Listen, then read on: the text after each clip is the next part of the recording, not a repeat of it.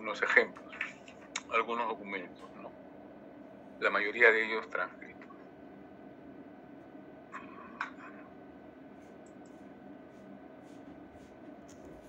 Bueno, habíamos dicho que esta clase va a tratar sobre las cláusulas cronológicas, que normalmente se insertan al final.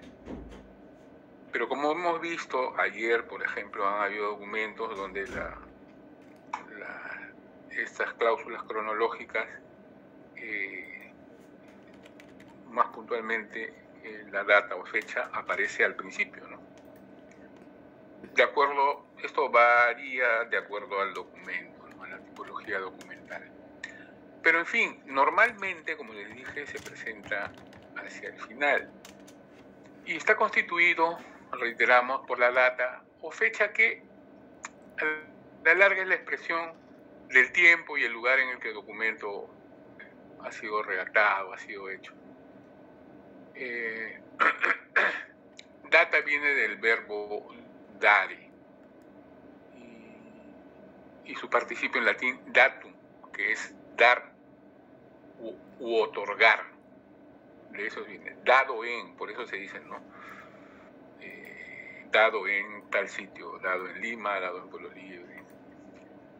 Y fecha viene de facere, factum, ¿no? Que es hacer. Dado y hecho en. Ambos pueden usarse indistintamente o a la vez. Pero estos latinajos no se utilizan mucho en los documentos hispanoamericanos. A menos que sean de carácter eclesiástico, ahí sí hay alguna salvedad. ¿Y por qué son importantes estas cláusulas, esa parte cronológica, ¿no? del escatocolo, del protocolo final? Cada parte tiene su importancia porque nos brinda información sobre la época, la sociedad, el especialista, la autoridad que lo ha redactado. Y el contexto, ¿no, profe? Por supuesto, el contexto es importante, ¿no? Entonces, estos elementos nos dan información sobre esa sociedad, contextualizan eso. Entonces, en primer lugar, tiene una importancia jurídica. Es indispensable, ¿no? Jurídicamente hablando, es un elemento indispensable, que es una cláusula que va después de las disposiciones. Es la que menos falta. Pueden faltar otros elementos, pero la fecha, las cláusulas cronológicas difícilmente van a faltar en un documento porque es el que lo centra, ¿no?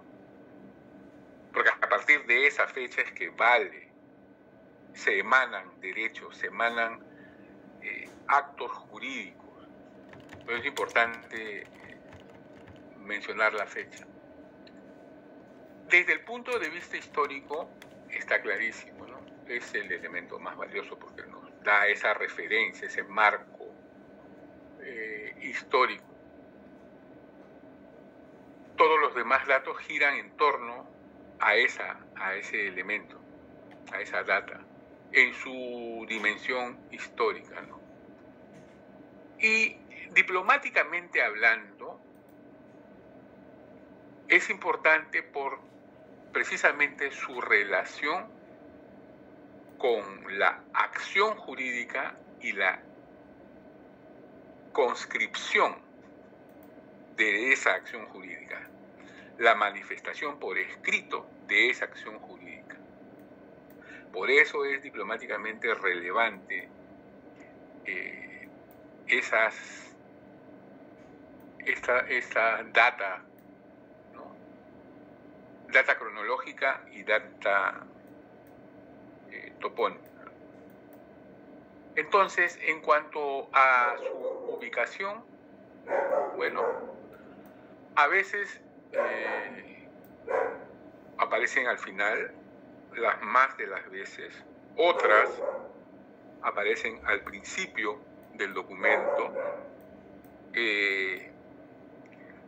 Suele a veces, cuando no aparece, cuando no aparece, se trata de documentos privados, por lo general, ¿no?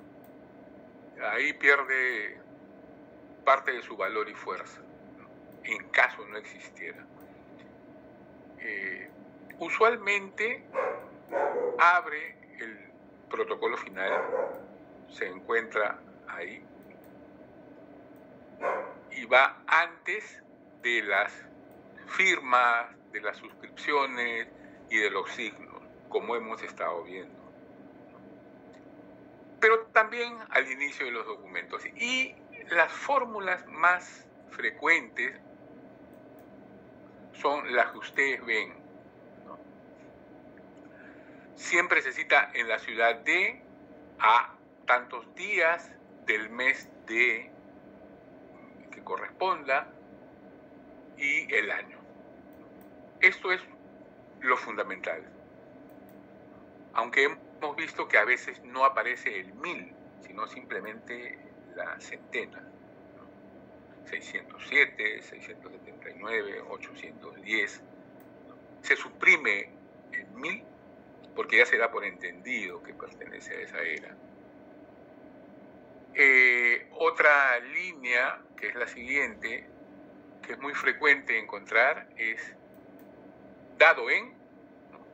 Mencionando lo que hemos dicho líneas arriba, el datum, el dado. Dado en, a continuación el nombre de la ciudad, y luego vienen los demás elementos, ¿no? El día, el mes, el año. O sencillamente con en Lima a tantos días del mes tal, del año tal. Es elemental identificar la fecha, ¿no es cierto? La fecha, la data en los documentos, ¿no? En algunos casos, la fecha está relacionado con algún acontecimiento, con algún hecho, con algún reinado, con algún pontificado, ¿no? Por ejemplo, los documentos romanos de la antigua del imperio decían, de la República, decían, hacían referencia al tercer año del cónsul tal, ¿no? Nombraban un cónsul al tercer año de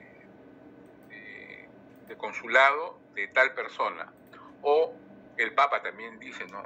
En el 23º año de su pontificado. Entonces échate a buscar a qué año corresponde, a qué año del calendario corresponde ese 23º, 25º año del reinado del Papa Pío VII, por ejemplo, ¿no? No es muy frecuente, pero existen en documentos. Por aquí, por estas latitudes, no abundan, ¿no? A ver, y la data como elemento de crítica, ¿por qué creen que es importante? ¿No? Sí, es importante, pero hay algunas contradicciones entre data y otros elementos. A veces no coinciden, ¿no? Por ejemplo, con los testigos que firman, con los títulos, con los oficios. De repente hay doble data, como el documento que vimos ayer, ¿no? Había un documento del 1 de mayo de 1868, pero la data real era la del 7 de mayo, me parece, ¿no? Entonces, eso nos puede traer confusiones en algunos casos. O cuando los testigos firman después, ¿no? Después de haberse realizado el acto jurídico. También pues es susceptible de errores de los copistas por distracción o por ignorancia, porque escriben mal el documento, ¿no? La fecha. Pero sobre todo porque se debe a que hay diferencias entre el tiempo en que se hace la acción jurídica y en la que se escribe. Creo que en una de las primeras clases alguno de ustedes me preguntó sobre eso, ¿no? O conversamos acerca de esto, si el documento, ¿qué fecha vale? ¿La de hoy o la de la firma de acá a 2 días o el día siguiente? Entonces, puede pasar eso también. Hay diferencias, no coinciden los tiempos en que se hizo la acción jurídica y la escritura de esa acción jurídica. Es cuestión de, o sea, estos elementos hay que estar alertas para ponerlos en nuestra crítica, ¿no? En nuestro informe acerca de ese documento. A ver, luego tenemos el punto 2, son los elementos de la data. ¿Cuáles son estos elementos? Tenemos los elementos geográficos, que no necesariamente pueden faltar, pueden estar ausentes. O sea, no se dice la ciudad o el poblado o el espacio geográfico donde se realizó el documento. Y hasta cierto punto no son necesarios para la validez y eficacia del documento, ¿no? Con tal que tenga la fecha y la firma de las autoridades, es suficiente. No es necesario saber dónde se dio, dónde se hizo ese documento. Luego pueden aparecer solos también, ¿no? Estos elementos de la data, estos elementos geográficos, pueden aparecer solos, sin el elemento cronológico. Lo normal es que vayan juntos, pero a veces no aparece el elemento cronológico, ¿no? Así como en la línea anterior dice que puede faltar el topónimo, también puede faltar la fecha, ¿no? Dice, dado en Lima, simplemente. Puede pasar. Lo normal es que aparezcan los dos. Y la tercera línea es que se expresan sobriamente, enunciando las localidades, ceremoniosamente, solemnemente se mencionan las localidades, como hemos visto en las líneas anteriores, ¿no? En la ciudad de Los Reyes, en la ciudad de Nueva León, en la ciudad de Nueva Valencia, que es Tumbes, por si acaso, ¿no? A ese tipo de sobriedad y solemnidad hace referencia. Luego, dentro de estos elementos de la data, ya hemos visto los elementos geográficos, hay también elementos cronológicos, ¿no? Que son de extraordinario valor, de gran valor. Pues la importancia de la data como parte del documento deriva exclusivamente de los datos relativos al tiempo.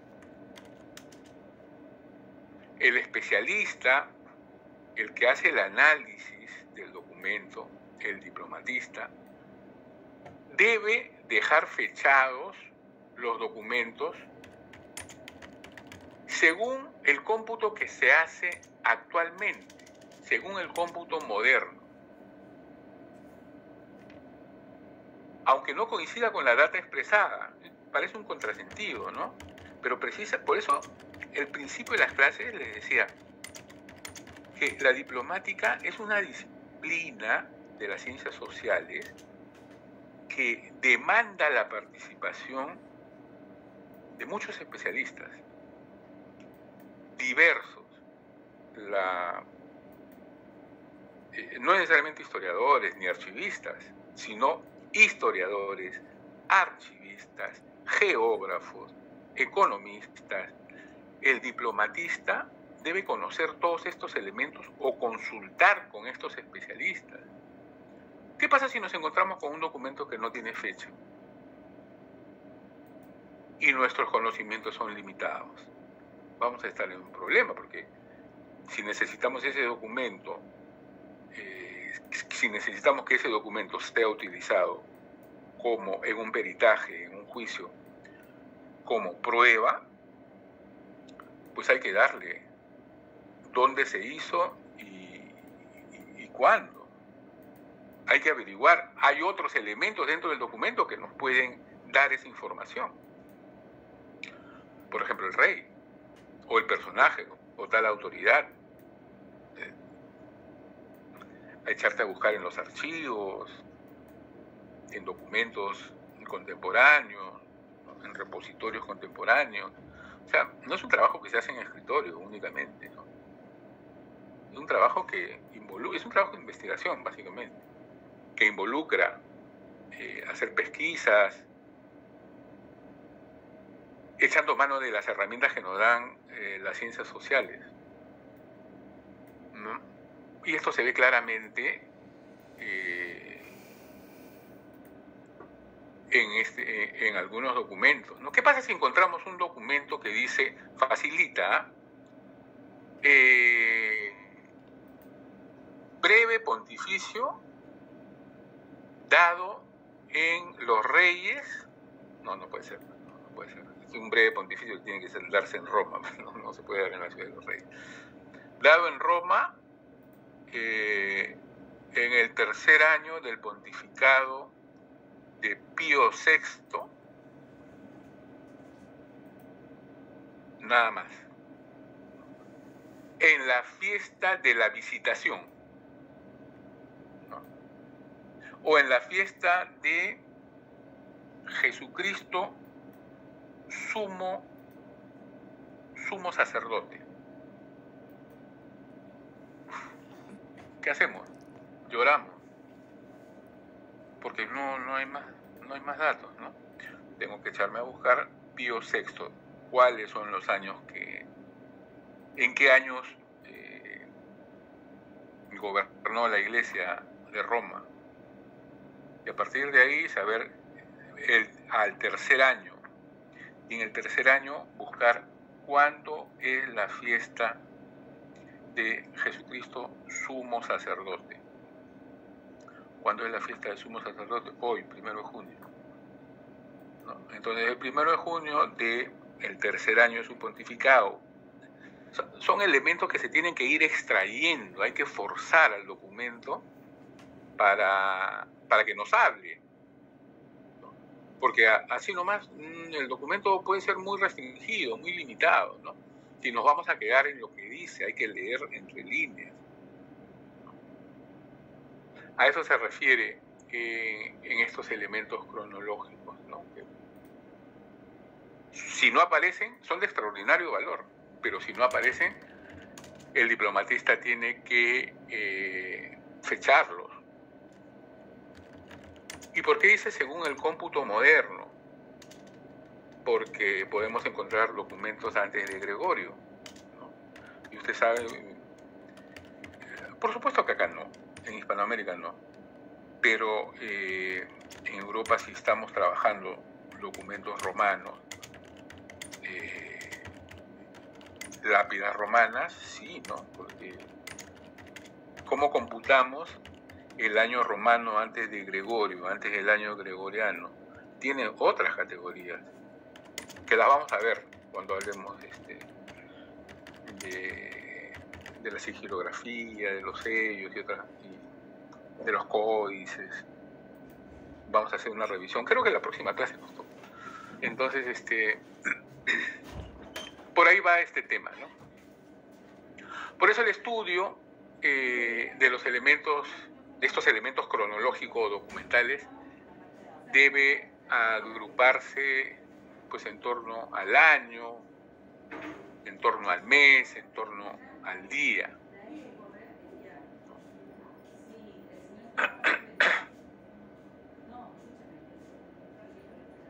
Entonces, acá, no, hoy día nos toca. En primer lugar, ¿tienen alguna pregunta aquí? ¿Algún comentario? No, ¿no es cierto? Muy bien. Entonces, el calendario ya para nosotros es un problema, ¿no?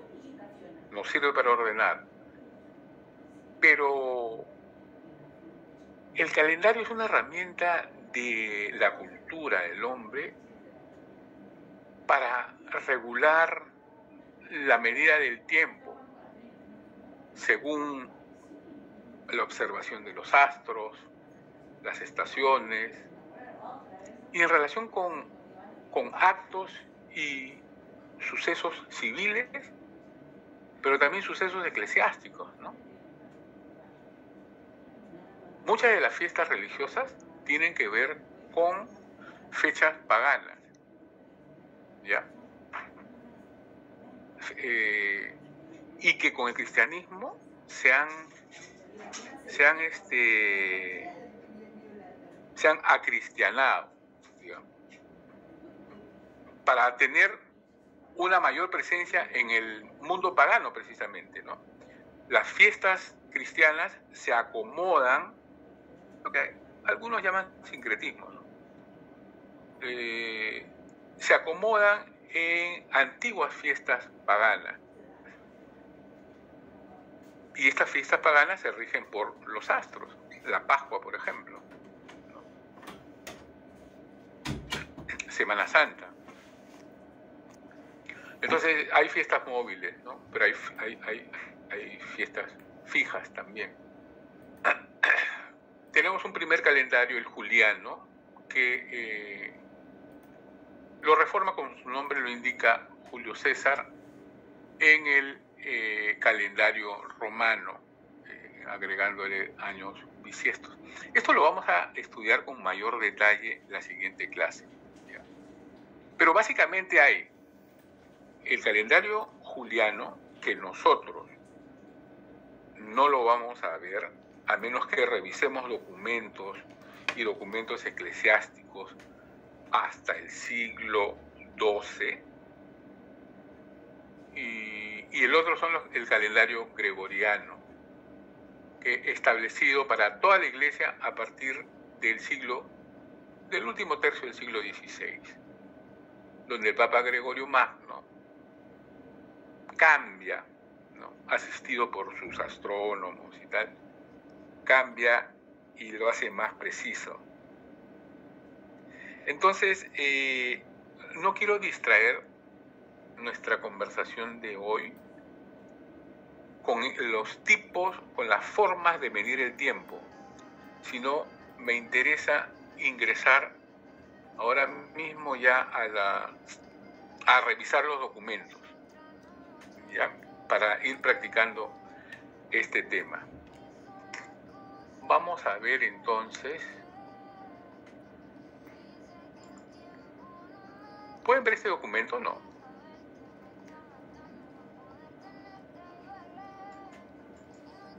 A ver. Aún no, profesor, no se visualiza. Ya, ok. Entonces...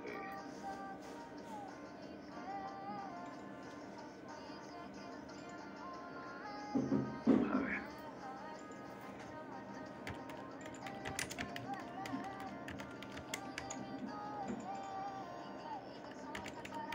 Ahora sí, ¿no?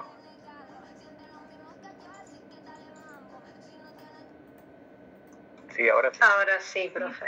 Ya. Este es un documento muy similar al que vimos ayer,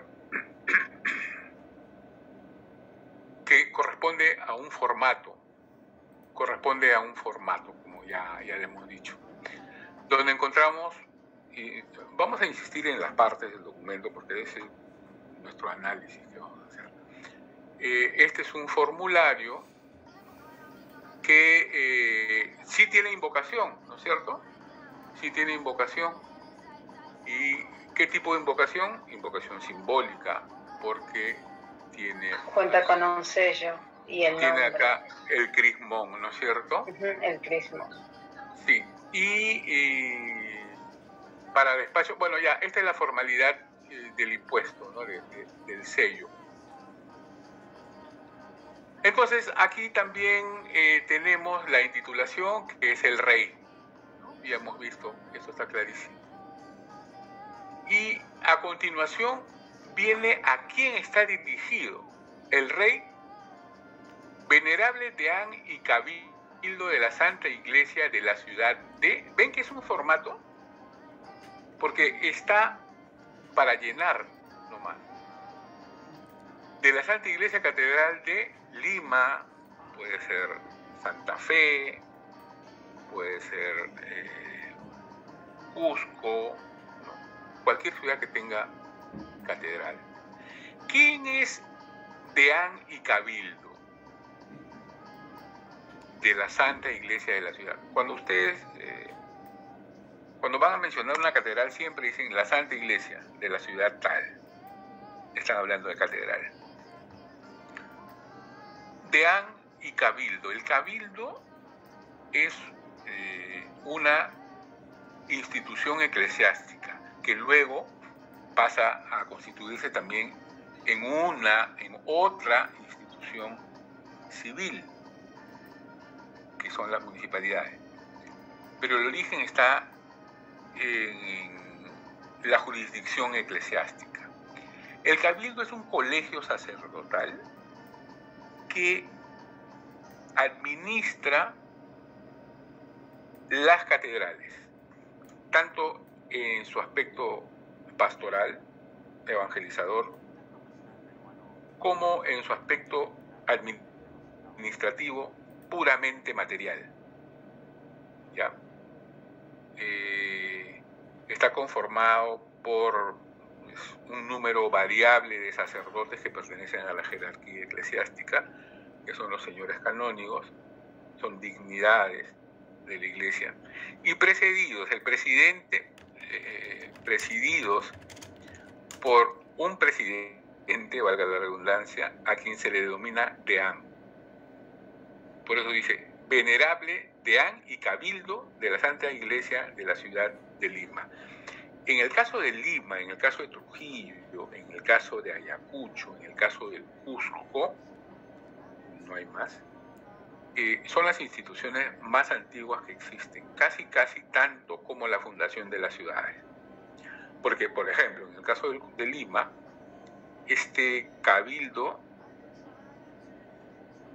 es decir, en la fundación de la ciudad de Lima, la ciudad de los Reyes, se reparten solares, se reparte lo que hoy conocemos como Plaza Mayor, se guarda este espacio para Plaza de Armas, Plaza de la Alarma, y los principales edificios del poder civil, del poder militar y del poder eclesiástico. Entonces tenemos la Casa de Gobierno, el Consejo Municipal y la Casa del Cura. Entonces, esta Casa del Cura rápidamente se convierte, o esta iglesia principal, iglesia mayor, se convierte en catedral casi de inmediato. Y se nombra un cabildo. Entonces, por eso le digo que es una de las instituciones más antiguas del Perú y de América del Sur, por lo menos.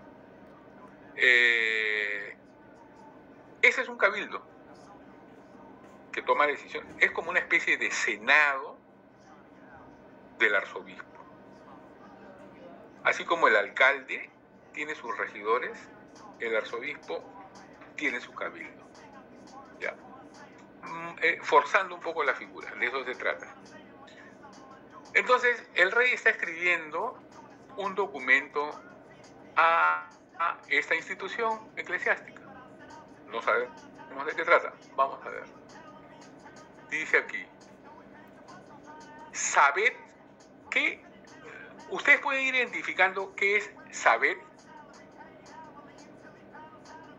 Esta es una notificación, ¿no? Les está llamando la atención a ellos. Sabed que la Santa Sede Apostólica, ¿quién es la Santa Sede Apostólica? Roma, ¿no? Entonces les está informando, les está notificando. Esa es una notificación. Sabed que la Santa Sede Apostólica me tiene concedidas las bulas de vivos, difuntos, composición y lacticinios para todos los fieles gestantes y habitantes en mis reinos, para todo aquel que vive o pasa por sus reinos y señoríos, ya sean Indias e islas a ellos adyacentes, en todos sus reinos, tanto en Europa como en América, que son las Indias occidentales, para ayuda y defensa de la Santa Fe Católica. Vale decir que el rey es la mano derecha del Papa, el rey de España, ¿no? O viceversa, en algunas épocas el rey de España utilizó al Papa, ¿no?, para sus fines. Entonces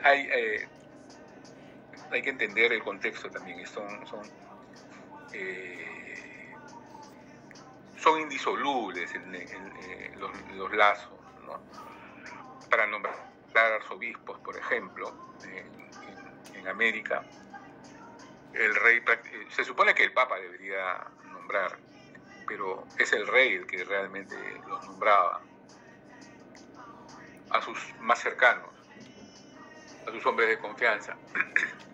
Entonces, el vínculo entre Roma y el emperador de España en su momento, o rey, es bastante estrecho, con mucha confianza. Por eso que el rey habla a veces por el Papa, ¿no?, como lo está demostrando acá. O sea, está hablando como un defensor, él como un defensor de la fe católica.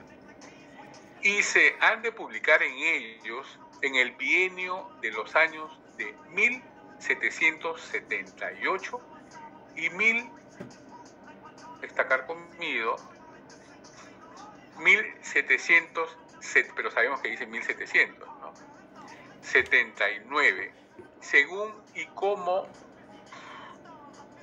Cuando estudien paleografía, les van a decir cómo rellenar estos vacíos. Siempre entre corchetes, y más o menos por el contexto se puede sacar la palabra que debe ir ahí, ¿no?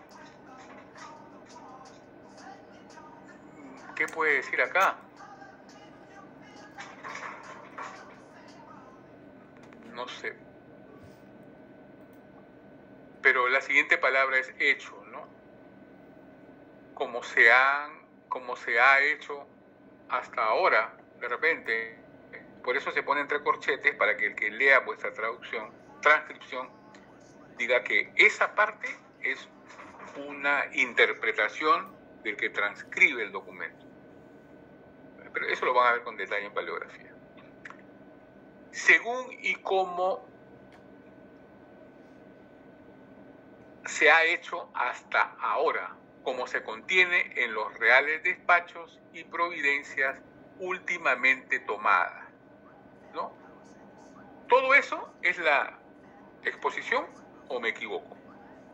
De repente ustedes tienen su apreciación. Pero para mí toda esa es la exposición. Y a continuación viene la disposición, porque él dice, y os mando. ¿A quién manda? ¿A quién se dirigió? Al venerable Deán y Cabildo, ¿no?, de la Catedral de Lima. Y os mando que, siéndoos presentada esta mi cédula, salgáis a recibir la dicha santa bula con la autoridad y veneración que se requiere. Y no pidáis ni consintáis pedir por su presentación cuarta impetra, ni otro derecho alguno, ni tampoco deis lugar a que en ello se ponga impedimento ni dificultad alguna. Antes ayudéis la dicha presentación y predicación, y a los ministros que en ello entendieren, como de vos confío. Fecha en Madrid, a 2 de diciembre de 1774, ¿no? Está la fecha, está la firma del rey y están las validaciones, ¿no? ¿Se puede leer qué dice ahí? A ver, ¿quién se atreve? No sé si es una P o una J. Ay, está muy en cursiva, profe. No sé si la siguiente letra es una O, una Z y M. Yo, my... Ay, no. Me rindo. A ver, dice, Yo, esta es una P, ¿no? A ver, ¿por qué les presento esto? Porque vayamos acostumbrando a los formatos, a las fórmulas. Dice, por mandado, ya hemos visto en documentos anteriores que siempre el secretario dice, pone de manifiesto que él no lo hizo de motu propio, sino lo hizo por mandado del rey. ¿Qué más tiene que decir? Nuestro Señor. Eso va a decir siempre. Después de rey, dice siempre nuestro Señor. Y el secretario justifica su accionar advirtiendo que está haciendo esto por mandato del rey. ¿Ya? ¿Y quién es este tipo?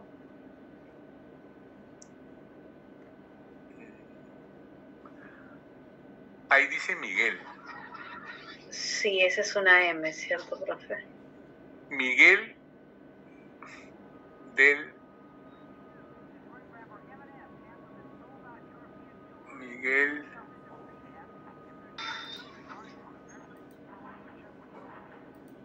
Bueno. Ya. Dice Miguel de Valladares. Miguel de Valladares. Créanme, eso dice. Porque, no solo porque puedo identificar las letras, sino porque Miguel de Valladares fue secretario. Son nombres, digamos, recurrentes, ¿no? ¿Y acá qué puede decir? De repente dice escribano. Y acá hay unas rúbricas de otros testigos, y esto se resuelve con corchetes, entre corchetes, rúbrica, y otro corchete, rúbrica. Y acá nuevamente dice a quién va dirigido, ¿no? Si al principio no se entendió, aquí está, al final. La dirección está al final, para el deán y cabildo de la Santa Iglesia de la ciudad de Lima. Raro que no diga de los reyes. Pero sí, bueno. Y acá tenemos un tipo, esta también es la validación, ¿no? Este es un tipo de sello,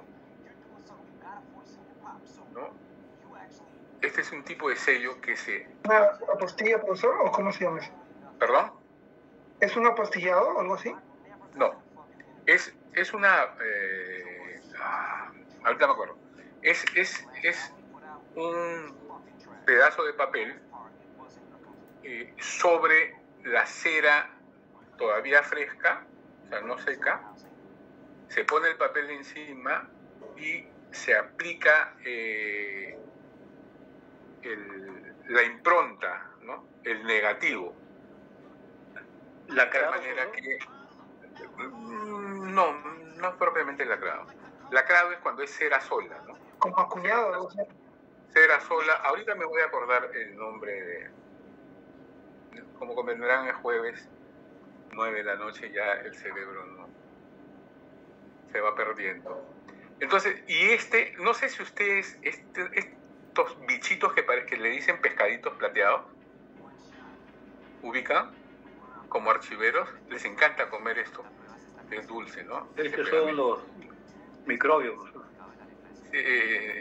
Son como unos pescaditos plateados que tragan el pegamento. Tienen un nombre, sí. Y pasa, pues afecta acá también, ¿no? Esta es la parte posterior del documento, ¿no? Profesor, una consulta sobre esto. Sí. ¿Hace cuántos años ya no se lacra, no se hace este tipo de documentos? ¿O se sigue haciendo hasta la fecha, señor profesor? Ya no oficialmente, ¿no? Pero sí todavía, yo he visto hasta antes de la pandemia, documentos privados, sí. Documentos de personas naturales, sellados con cera y con su sortija. Sí, hojas. ¿Cómo se llama? De aristócratas limeños. Mandan sus cartas así. Y es alucinante. Pero ya no oficialmente, documentación oficial, no. Profesor. Por ejemplo, si yo pido, aunque ya la iglesia ha prohibido que se repartan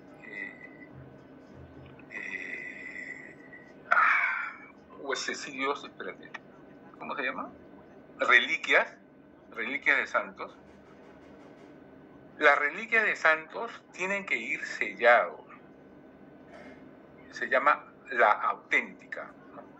O sea, la auténtica es el sello del ordinario del lugar que dice que esa reliquia es auténtica, ¿no? Y lo amarran, le ponen un lacre y un sello y eso te lo entregan. Se lo entregan a ciudades, se lo entregan a iglesias, ¿no? Son distinciones. Pero ya Roma ha prohibido que sea eso, porque parece que había un comercio no muy sano. Dígame. Señor profesor, mire, yo tuve por eso le preguntaba, porque experiencia personal, lamentablemente es experiencia personal, casi todo lo que digo es experiencia personal. Yo cuando el año 81 me iba a Ayacucho, nos llevaron a todos 50 policías, jovencitos, a Forcersoe, donde antes quedaba Matamula está por el Hospital del Empleado, y nos hicieron... Sí, nos hicieron... El Parque Matamula. Sí, Parque Matamula. Antes la U estaba, Nacional estaba ahí. A mí me han contado algo así. Profesor, nos llevaron y nos hicieron firmar unos papeles, ahí uno ponía con su mismo puño su nombre, ¿no? Su apellido, unos datos más, y firmabas. Y en su delante suyo, profesor, le ponían cera roja. Y eso era... sí, ese era el fondo seguro de vida. Quiere decir que si usted lo mataban, sus familiares que usted había puesto ahí cobraban su dinero, ¿no? Entonces yo he visto el año 81 eso, señor profesor. Y pueden preguntar también, pues, porque si no es real, pues estoy mintiendo, ¿no? Y eso es la última vez que vi, ¿no? Se sellaba con cera, ¿no? Roja, lo sellaban ellos. Con cera roja, ajá.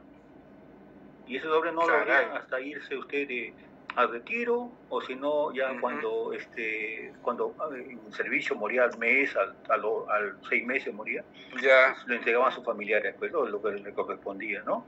Y también su pensión, claro, ¿no? Pero ese es caso, profesor, a mí por eso le preguntaba a usted, ¿no? Y me sucedió a mí, ¿no? Como experiencia personal también, claro. Mira, increíble, ¿eh? Lo que sí hacían, por ejemplo, las universidades, cuando te dan tu título y tú pides una copia legalizada, te la sellan con cera. Hacen unos nudos y tal, y la universidad te pone un sello.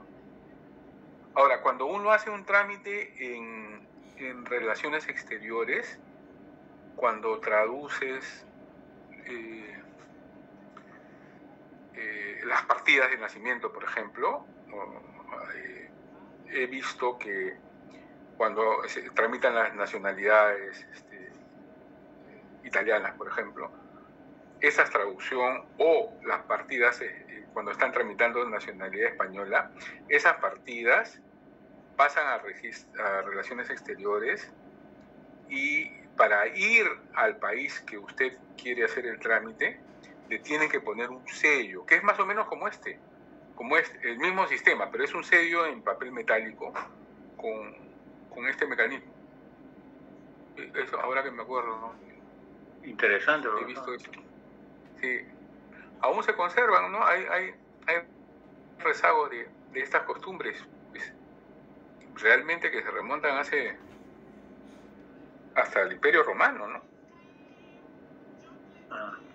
Sí, sí, claro, esos tiempos sí, profesor, era pues más que un hecho, porque los tipos de comunicadores de información en el Perú, los incas, los chasquis, ¿no? Transmitían esa información y tenían que estar sellados, señor profesor, y sus formas eran múltiples, ¿no? Pero sí he tenido el honor de conocer un poquito esa historia que me pareció a mí, en ese momento me pareció algo raro, ¿no? Pero ahora me doy cuenta, pues, ¿no? Que era para sellar el documento, ¿no? Sellaban. Bueno, como dijimos la primera clase, todo documento que está doblado,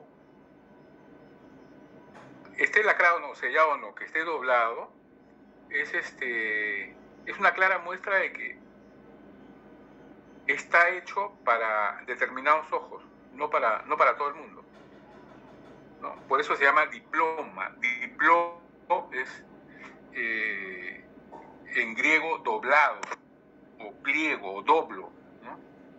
Y eso hace referencia a su carácter de privado, que nadie lo puede ver, solo el interesado, ¿no? Y cuando está lacrado, con mucha mayor razón. Por eso, desde antiguo, ¿no? Desde antiguo, para darle mayor solemnidad y validez a ese documento. Lo que usted me acaba de contar me parece un dato muy interesante. Muy bien. Entonces, ¿algún comentario, alguna pregunta? También, profesor, incidiendo lo de ayer, saliendo del tema, solamente 30 segundos. Profesor, quisiera luego, al último de la clase, mostrar los avances de mi grupo, toda vez que esté por aquí, por compartir, ¿no? Para ver si lo hemos hecho bien o mal. Yo sé que seguro que está mal todavía, porque cada vez que usted edita una clase, se aumentan las características de descripción del documento. Estoy observando, señor profesor. Me parece muy interesante, pero al final, profesor, disculpe usted más bien. Sí, claro, está muy bien, está muy bien. Vamos a ver ahora un documento, perdón.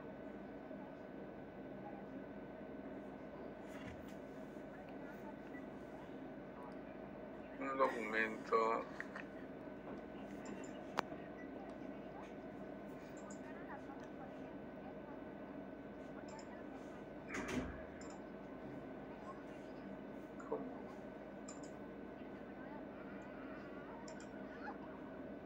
Caray.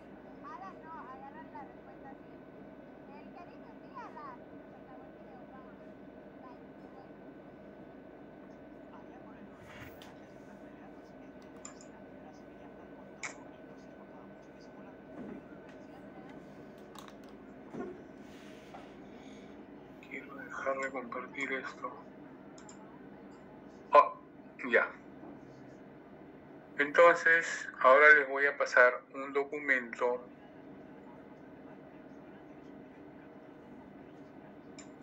pequeño.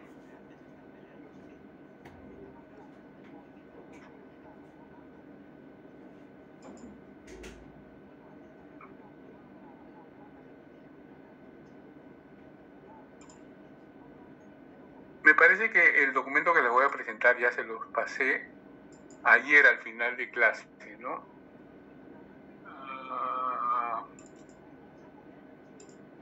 Este ya lo tienen, ¿no? ¿Les di ayer? Ayer, profesor, sí. Sí, ¿no? Ya. A ver, 3 hojas. ¿Cómo lo hemos trabajado? Esto lo podemos señalar con un resaltador amarillo. ¿Qué es esto? La intitulación, el autor del documento. ¿A quién está dirigido? Mi virrey, presidente y oidores de mi Real Audiencia de la Ciudad de los Reyes. Esta es la dirección, que la marcamos con... ¿Qué color es este? Turquesa, ¿no? Y he sido informado que sin embargo de la provisión que hay, es mucha la ropa de China que entra en ese reino. ¿En qué reino? En el reino de Perú, ¿no? Y poca la que se toma por perdida, porque antes que los navíos lleguen al puerto, la ponen en salvo por medios ilícitos, dice. Quiere decir ilícitos, ¿no? Y otros la traen tan escondida que, aunque se visita con rigor, no se echa de ver. ¿Eso qué les parece a ustedes? El rey está narrando una exposición, ¿no? Una situación, una coyuntura. Y eso es la exposición. Así pueden ir señalando los documentos. Eso es lo importante de estar en Word. Y que para que esto cesase, sería mejor que se creciesen los derechos a 30%. O sea, estamos hablando de contrabando, ¿no? Hay un contrabando de ropa de China. Mira, los chinos desde ahí, desde antes de eso ya estaban contrabandeando. Y que para que esto cesase, sería mejor que se creciesen los derechos a 30%, porque de la que ahora entra escondida no se cobra derecho y que esa ciudad esté llena de ella, o sea, Lima, y se vende de secreto fuera de las tiendas, que es causa que bajen los precios de la ropa de Castilla, o sea, la ropa que viene de España, ¿no? Es un género, cuando se habla de la ropa de Castilla o las ovejas de Castilla, por ejemplo, ¿no? Son las ovejas que todo el mundo conoce, es la ropa que viene de España. Cuando se habla las ovejas de la tierra, se habla de los auquenios. Lo mismo se dice cuando hay ropa de la tierra, la que se ha hecho aquí. Entonces hay una rivalidad entre el comercio chino y el monopolio de las tiendas comerciales españolas, ¿no? Entonces, esto también podría seguir siendo exposición, ¿no? El cuerpo. Claro, dentro del cuerpo, de la parte segunda, ¿no? Sigue siendo la exposición. De lo cual me ha parecido advertiros y ordenaros y mandaros que hagáis guardar y ejecutar con rigor las cédulas que están dadas sobre esta prohibición, poniendo en ello muy particular cuidado y vigilancia. Entonces, ¿esto qué es? ¿Es una disposición del rey? ¿Qué color le ponemos? Está bien, profesor, verde. Verde petróleo. Muy oscuro, ¿no?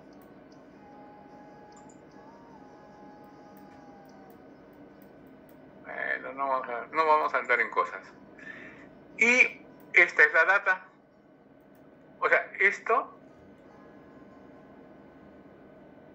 todo esto es la validación.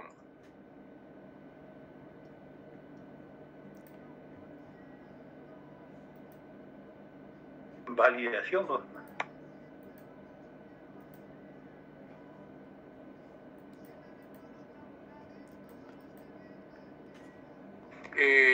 Pero dentro del protocolo final está la data tópica y data cronológica y las validaciones, ¿no? Entonces, acá podemos identificar que esto Disculpen, señores, pero yo soy medio inútil para estas cosas. A las justas, con un gran esfuerzo, me he quedado sin medio cerebro.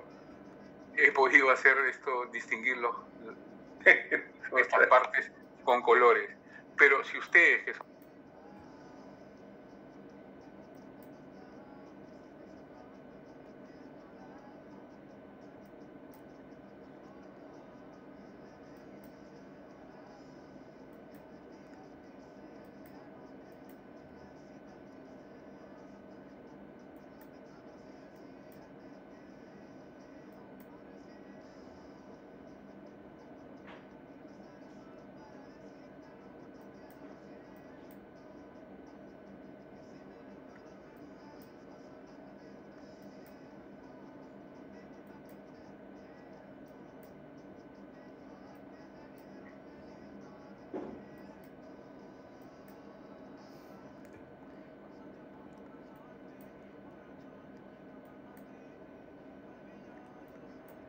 Señor profesor. Señor profesor.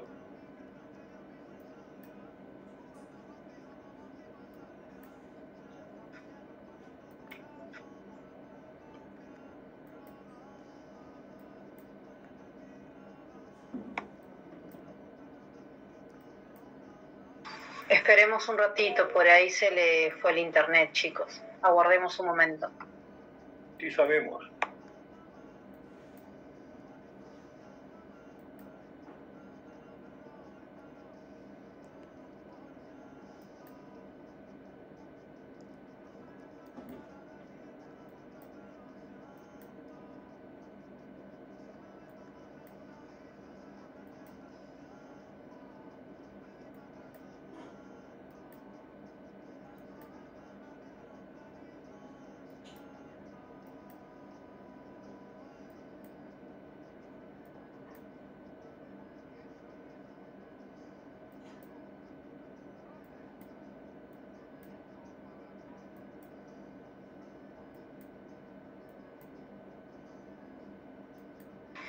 Profe, cualquier cosa salga y vuelva a ingresar, pero sí se le escuchaba en un momento, pero por ahí tiene algún problema de señal o algo.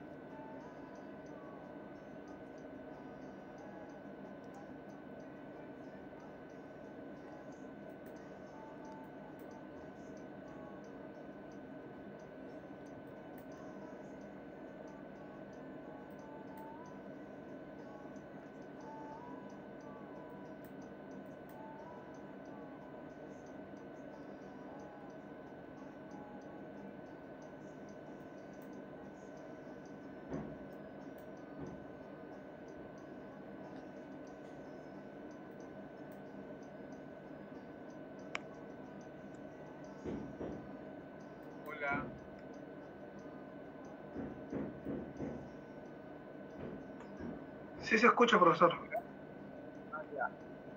Un poco lejos, bueno, muy lejos.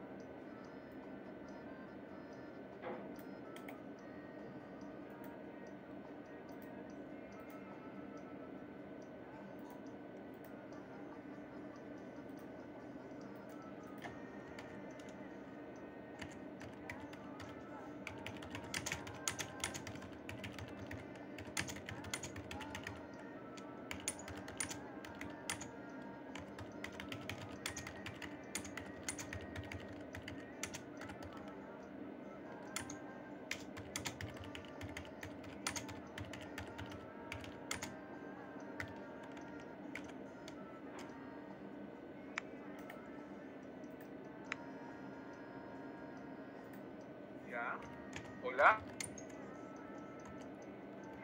Ahora sí se le escucha, profe. ¿Me escucha? Ah, qué bueno. Ya. Muy bien. Muchas gracias. Eres muy amable. Gracias. Buenas noches. Amigos, ya estamos conectados nuevamente. ¿Me escuchan, no? Sí, profe. Sí, profe.